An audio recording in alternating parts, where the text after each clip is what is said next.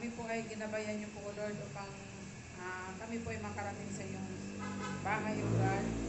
Lord, maraming salamat sa mensahe niyo po sa amin. Tunay nga po, Lord, na kami po ay napalalahanan, O God, na wala po kaming dapat ipangamba, Panginoon, dahil nariyan po kayo, O Lord.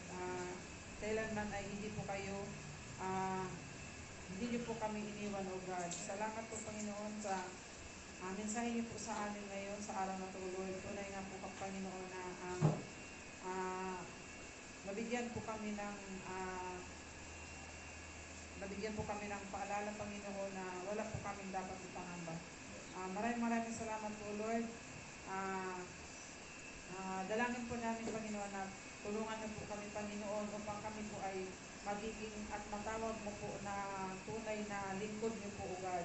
Magagawa po namin ito, Panginoon, sa tulong niyo po, O Lord. Hindi po namin magagawa kung wala po kayo, O Lord. Dalangin po namin na patuloy niyo po kaming gabayan, O God.